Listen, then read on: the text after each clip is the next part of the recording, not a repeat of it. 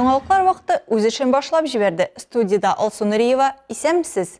Gazetелерге да, төлеулерге да, bütün üstüne pensiyalarga da bir kişi öyle yoksa bütün kişi maqtama gelmetke yere almay.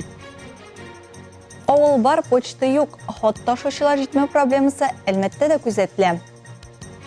После этого женщина поняла, что ее обманули, и обратилась в полицию. Бушка сыр капканда гына була. Тиз баю теләге югалтуга китерә. В нашей конно-спортивной школе есть группа по адаптивной физкультуре. От дуста дәвалаучы табиб та физик мөмкинлекләре чикле булган балалар от спорт мәктәбендә. Россия почта хезмәте Петр I заманында ук Европа буенча иң алга киткән хезмәтләрнең берсе була. Мисал өчен 1810 елда Россиядә 400 почта бүлекчәсе булганы билгеле. Шуңа күрә 21 гасырда Нәдер авылындагы почта бүлекчәсе ябылу сәер күренеш. Бу проблема турында тулырак Алсу Әмирова сюжетында. 580 хуҗалыкка бу почтасы вообще хуҗалыгына китереп булмый монда авылны. 580. 580 даже. Хуҗалыгына китереп булмый монда почтасы. Нәдер авылында почта нигә ябылгансың? Бу сорауны без яңа Нәдер авылы почта бүлеге җитәкчесенә бирдек. Закрыта она, потому что почтальоны уволились. Почтальоннар эштән китү сәбәпле почта бүлекчәсе ябылды. Алар үзләренең сәламәтлекләренә бәйле рәвештә таҗлы вируска каршы прививка ясарга ярамый дип саныйлар. Аларның QR-кодлары юк. Аннан башка почтада эшләргә ярамый. Шуңа күрә алар үз телекләре белән эштән китү турында гариза яздылар. Вот. А так как без QR-кода нельзя находиться на рабочем месте, они вынуждены были написать заявление по собственному желанию.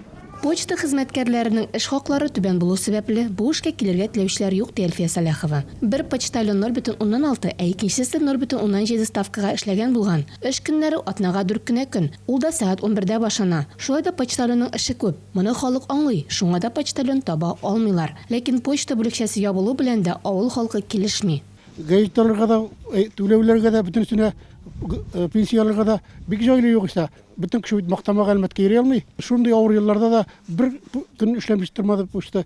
Har яңартtılar şunday işine kirerek көңілі tıştan şu halde yaxşı. Şunday yoksa şotlarım şişen akşa tölemeyler.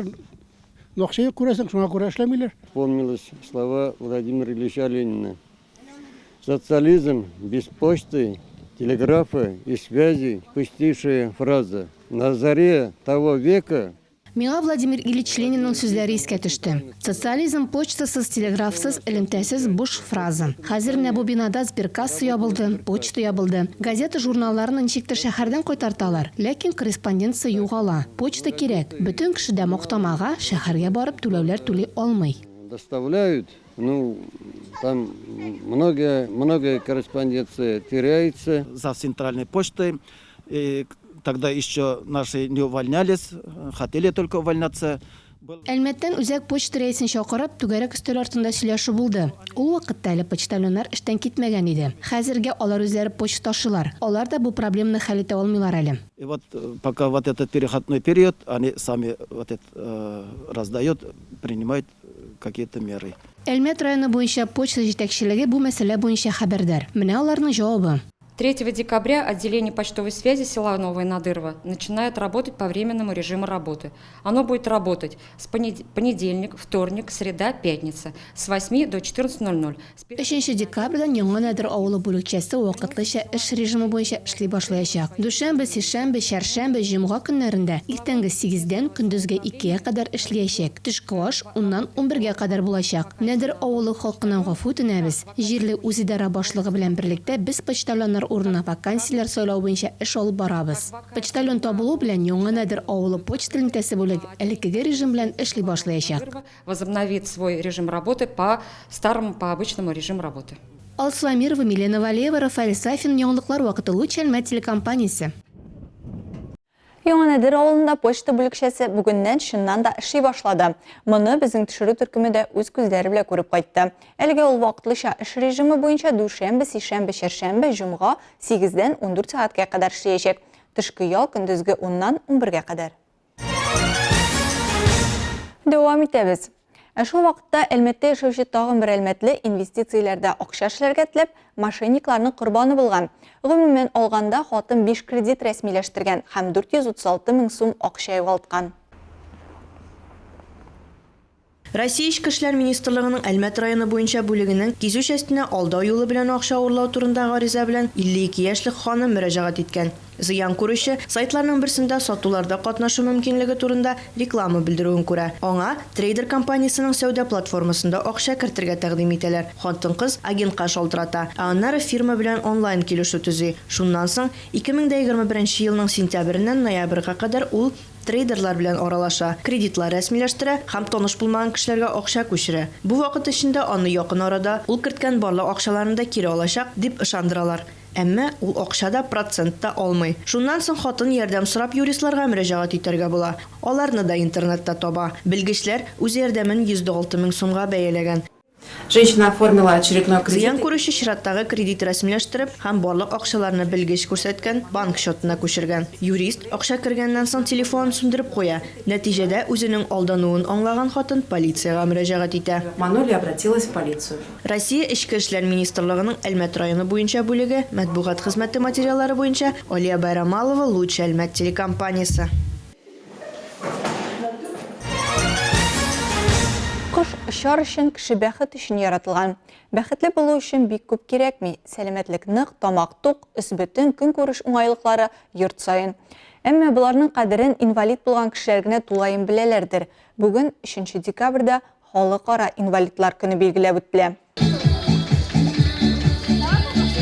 Федераль реестр мәгълүматлары буенча республикабызда 276 меңгә якын инвалид исәпләнә. Бу бездәге һәр 16-нчы кеше инвалид дигән сүз. Соңгы 5 елда инвалидлар саны 17 мең кешегә кимсә дә, шул ук еллар эчендә республикабызда инвалид балалар саны 1300-гә ишәйгән. Бу уйландырырлык хәл. Югыйсә бу өлкәдә төрле эшләр эшләнелә. Татарстан президенты каршында инвалидлар эшләре буенча совет эшли. Республикабызда 115 дәүләти социаль күрсәтү учреждениесе, 10 дәүләтнеке булмаган оешма эшләп килә. Мөмкинлекләре чикле балалар һәм яшүсмерләр өчен тернәкләндерү үзәкләрендә ел саен 4 меңгә якын балага ярдәм күрсәтелә. Аларда ата-аналар өчен белем бирү мәктәпләре булдырылган. Әлеге мәктәпләрдә ата-аналарны инвалид бала карау нечкәлекләренә өйрәтәләр, психологик консультациялар бирәләр. Республикабызда үй шартларында тәрбияләнүче сәламәтлекләре буенча җитди тойпылышлары булган инвалид балалы гаиләләр аерым контрольдә. 499 инвалид бала тәрбияләүче 493 гаилә өйдә социаль ярдәм ала. Быел инвалидларга социаль ярдәм күрсәтү чаралары өчен федераль һәм республика бюджетыннан 2,76 миллиард сум акча бүлеп бирелгән. 284 мең инвалид торак коммуналь хезмәтләр өчен субсидия ташламалардан файдалана. Инвалидларны эшкә урнаштыру юнәлешендә дә байтак эшләнелә. Республикабыздагы эшкә яраклы 111 мең инвалид исәпләнә. Шуларның һәр 3-нчесе диярлек эш белән тәэмин ителгән.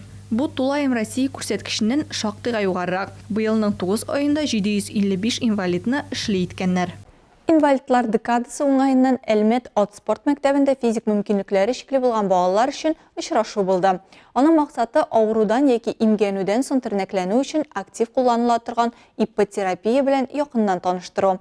Әлеге системаның асылында атның үзенең энергетикасы белән дә дәвалый алу мөмкинлеге. Тулырак алдагы минутларда. Иппотерапия үсеше тарихы башлану дип 1950 ел санала. Хельсинкида 15-нче Олимпия уеннарында кенче урынны Даниэль Лисхартл яулый. Ул полиомиелит белән авырган була. Аны дәвалаучы табиб элеккеге атчы кызның депрессив халәтен күреп, эксперимент рәвешендә 9 ел дәвамында атта йөртә. Нәтиҗә шаккатыргыч була. Кыз Олимпия уеннарында җиңү яулый тулысынча дәвалана. Ат терапиясе киң җәелә башлый. Әлеге методны Әлмәт ипподромында да кулланалар. В нашей конно-спортивной школе. Безнең ат спорты мәктәбендә адаптив физкультура буенча класс эшләп килә. Анда балалар иппотерапия белән шөгыльләнәләр. Бүген спорт мәктәбе укучылары үзләренең тантаналы чыгышларын әзерләделәр. Балаларга ошар дип ышанасы килә. Понравилось. Әлеге мәктәптә шөгыльләнергә теләүче балалар күп. Димәк, файдасы бар. Дәвалау ат өстендә йөргәндә барлыкка килүче табигый циклик вибрация нәтиҗәсендә ирешелә. Бийеклектән һәм зур хайваннан курку хисе баланы мөстәкыйль рәвештә үз-үзен саклау инстинктын уятырга мәҗбүр итә. Нәтиҗәдә мотор регуляциясе активлаша, температура һәм мускул буын туйлары яхшыра. Моны белгән Алсу ханым да табиб киңәше белән баласын ат спорты мәктәбенә алып килә. Мы вот в конно-спортивную школу ходим уже год, наверное. Без ат спорт мәктәбенә 1 елдан артык йөрибез. Безгә дә балама да бик ошый. Тренерлар да яхшы. Алга таба да бу дәресләргә йөрербез дип уйлыйм. Надеемся, будем посещать дальше. Первый раз на такое мероприятие. Нам прям безумно понравилось. Все такие молодцы. То есть ребенок прям был в восторге. Спасибо большое за приглашение. Biz мондай чарада беренче тапкыр безгә нык ошады, баланы куанды, балаларга да ошады. Афәрин. Аларга гына түгел, минем үземә дә бик ошады. Атта йөрүләрне рәхәтләндереп карадым. Бик матур булды. Рәхмәт. Представление. То есть все такие молодцы, видно, профессионально катаются, очень красиво. Спасибо. Алсамирова, Айдар Кабиров, Яңалыклар вакыты Луч Әлмәт телекомпаниясе. Хәзер кыска вакытлы рекламага бүленәчәкбез. Аның артыннан ук безнең эфирда. Төп бурыч мөгезле ретерлек санын саклап калу. Берсе көчләнең, шунысы җиңәргә кирәк. Студентлар мини-футболда сынала. Әлмәттә Спартакиада дәвам итә. Наша база, альметьевская база, она является не только альметьевской, она как себя собирает лучших в республике, когда проводятся учебно-тренировочные сборы. И к нам любят ездить. Көчлеләр келәмдә сынала. Әлмәттә грек-рим көрәше буенча җыеннар уза. Реклама тиз узачак. Безнең белән калыгыз. Дәвам итәбез. Әлмәттә соңгы тәүлек эчендә яңа коронавирус йогышы белән зарарлануның 16, Татарстанда 236 очрагы ачыкланган. Икесе читтән кертелгән, калганнары ковид авырулар белән контактта булган. 103 кеше хастаханәгә урнаштырылды, 133 өйдә дәвалана. Тәүлек эчендә коронавирустан 312 татарстанлы дәваланган. Республикада барлыгы 2 миллион 58 мең 50 кешегә вакцинация ясалган. Шуларның 1 миллион 591 мең 425-е беренче прививка алган, 85 мең 472 кеше икенче доза ясаткан. Мөгезле эретерлекнең баш санын саклап калу быел авыл хуҗалыгы секторы алдында торган иң төп бурычларның берсе. Бу хакта Татарстанның авыл хуҗалыгы һәм азык-төлек министры Марат Җәппаров белдерде. Ул дәүләт ярдәме белән шәхси хуҗалыкларда мөгезле эретерлекнең баш санын саклап кала алуларын ассызыклады. Бу 290 мең баш мөгезле эретерлек, шул исәптән 100 мең баштан артык сыер. 2021 елга хуҗалык итүнең кече формаларына грант ярдәме күрсәтү өчен 675,9 миллион сум акча бүлеп бирелгән. Шул исәптән гаилә фермаларын үстерүгә 315,9 миллион, авыл хуҗалыгы кулланучылар кооперациясен үстерүгә 191,3 миллион, агростартапка 161 миллион, агропрогресска 7,7 миллион сум. Киләсе елда бу юнәлешләргә яңа программа өстәлә. Авыл туризмын үстерүгә 10 миллион сум акча бүленәчәк. Татарстанда әлеге юнәлештә эш башларга әзер булган 60-тан артык эшмәкәр бар. Марат Җәппаров хәбәр иткәнчә, авыл хуҗалыгында тулай продукция күләме 250 миллиард сум булыр дип көтелә. Бу узган елга караганда 18%-ка азрак. Үсемлекчелекнең тулай продукциясе 93 миллиард сум күләмендә көтелә. Бу узган елгадан 43 миллиард сумга кимрәк. Бу тема бүген Әлмәт районында терлекчелекне үстерүгә багышланган семинарда да күтәрелде. Аның хакында тулырак алдагы тапшыруларда күрсәтәчәкбез. Студентлар спартакиадасы кысаларында мини-футбол буенча ярышлар узды. Югары һәм урта белем бирү йортларында белем алучы егетләр әйләнеш системасы буенча уйнап, кубок өчен сынашты. Әлмәтнең футбол буенча спорт мәктәбендә узган уеннарны Лина Хәсәншина карап кайтты. Фикердәшләр командасында уйнау ул бер-беренә якынайта һәм идея уртаклыгына китерә. Моннан тыш, футбол координацияны, җитезлекне үстерә һәм яхшы кәеф бүләк итә. Ярышта катнашучылар Әлмәтнең физик культура, музыка һәм Әлмәт һөнәри көллияте, сәүдә һәм экономика техникумы, политехник техникумда белем алучы егетләр командасы. Аларның саны 5, ә югары уку йортларын 4 команда тәкъдим итте. Бу Книтукай Әлмәт филиалы, Нефть институты, ТИЗБ һәм Казан инновацион университетының Әлмәт филиалы студентлары.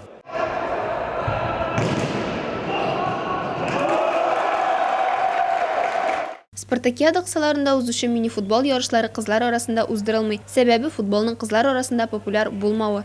Сегодня у нас проходит второй вид спорта, мини-футбол. Это у нас продолжается. Бүген бездә спортның икенче төре мини-футбол буенча ярышлар уза. Югары һәм урта махсус уку йортлары арасында спартакиада дәвам итә. Хәзерге вакытта безнең мәйданчыкта югары уку йортлары арасында уеннар бара. Алда безне соңгы тур көтә. Анда иң көчле команда ачыкланачак. Бүген лидерлар рәтендә КАИ һәм Агни командалары бара. У нас сегодня в лидерах идут команды КАИ и Агни.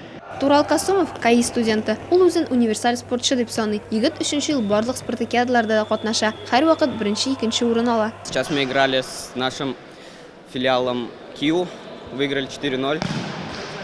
Киев филиалы белән уйнадык, 4-0 җиңдек, 1 гол керттем. Ел сайын катнашам, коллектив шәп безнең. Ну, мне нравится каждый год участвовать практически. Что еще добавить? Коллектив у нас хороший. Илсаф Баев хәвәскәр футболчы. Ярышларда 3-нче ел катнаша. Ел сайын яхшы нәтиҗә күрсәтергә тырышып уйный. Булай футбол белән, хоккей белән, ну, нәмәнде бар инде, бөтенесе белән дә шөгыльләнәбез. Бөтенесе кирәкле бит инде общее развитиегә. Берсе көчләнең, шунысы җиңәргә кирәк инде. Футболда 11 еллык тәҗрибәсе булган 19 яшьлек Ирсултан Уланов Нефть институты командасында уйный. Я гражданин другой страны, Республики Кыргызстан. Играл за сборную. Мин Кыргызстан Республикасы гражданины. Кыргызстан җыелма командасында 18 яшькә кадәр уйнадым. Двукратный чемпион республики по футзалу.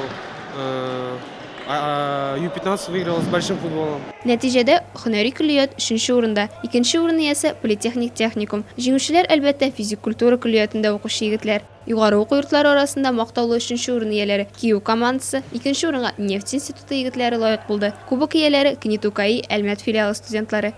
Лина Хасаншин, Рафаэль Сафин, Юңалыклар вакыты, Луч Әлмәт телекомпаниясе. 26 ноябрьдән Әлмәтнең Олимпия резервындагы спорт мәктәбендә грек-рим көрәше буенча уку тренировка җыеннары уза. 6 декабрьгә кадәр республиканың иң яхшы 2007-2008 елларда туган көрәшчеләре безнең калабызда әзерләнә. Инде 6 декабрьдә егетләр Владимир шәһәрендә ярышларда булачак. 2007-2008 елларда туган егетләр рәсми ярышларда чыгыш ясау мөмкинлегенә ия булган иң яхшы көрәшчеләр. Олимпия резервы спорт мәктәбендә узучы җыеннарда Татарстанның грек-рим көрәше җәелдерелгән барлык шәһәрләреннән килгән көрәшчеләр катнаша. Грек-рим көрәшендә аяк белән техник алымнар, ягъни аяк чаллар, электрүләр, шулай ук аяктан тотып көрәшү тыелган. Шуңа күрә тренерларның максаты спортчыларны хәрәмләшми уйнарга өйрәтү.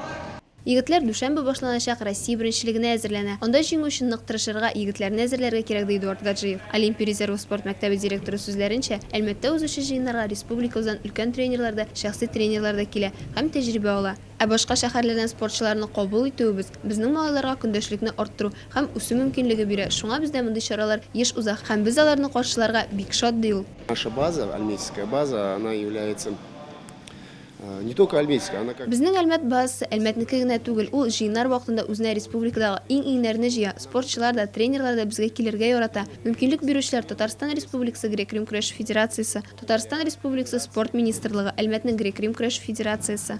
Спорта Федерации греко-римской борьбы города Альметьевска. Ярослав Кобинга 14 яшь. Ул 9 елга якын көрәш белән шөгыльләнә. Бу елның апрель аенда Европа беренчелегендә призер булган. Соңгы зур ярышлары булмавына ышана. Все меня в этом виде спорта возбуждает это мужественность, характер, сила воли, которая проявляется со временем, то есть. Бу спорт түрендә миңа рух ныгылыгы, характер чыныктыру мөмкинлеге ошый. Булар барысы да вакыт узгач беленәчәк тормыштагы кебек. Миңа моны әтием һәм тренерларым өйрәтте. Шуңа күрә мин үземнең төп максатларыма ирешүдән тыш яхшы кеше була алуыма ышанам. Ну и так углубить, если. Меня этому учил мой отец и тренера, то есть с помощью этого, я думаю, смогу стать хорошим человеком.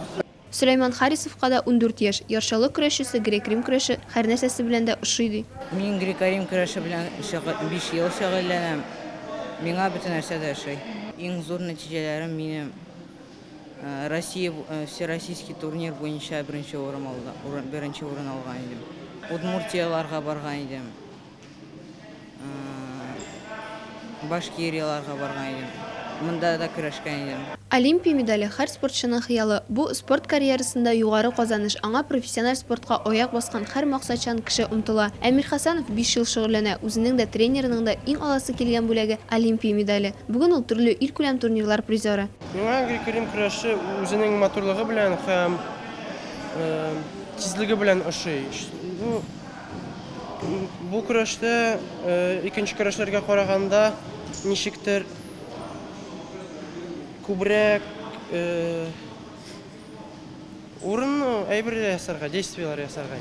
5 декабрьдә җыеннар тәмамлана һәм 6-ннан Владимир шәһәрендә узучы ярышлар башланачак. Лина Хасаншин, Рафаэль Сафин, Яңалыклар вакыты, Луч Әлмәт телекомпаниясе. Бу сезгә җиткерәсе соңгы мәгълүматыбыз иде. Мин Алсу Нуриева һәм монтаж операторы Олия Бәйрәмалова сезнең белән саубуллашабыз. Киләсе очрашларга кадәр.